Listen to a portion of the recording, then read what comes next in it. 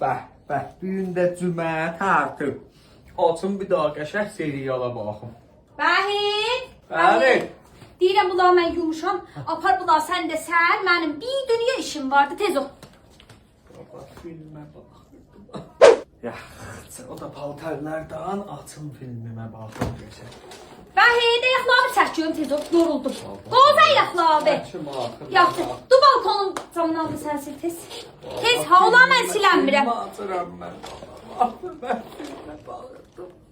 Yaxşı, o da ondan. Bəh, oturun gör neynəməliyəm. Yox. Elə bir sən çox bekar otdun, hə? O və mənə Firiziyin cəfərsi qutulub bula arıt. Yoruldum işləməkdən.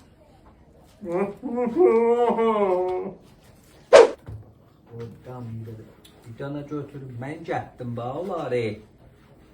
Elə bir xam balasıdır bax. Cümə səhər yerindən duranla gecəyəcən televizyon qabağındadır.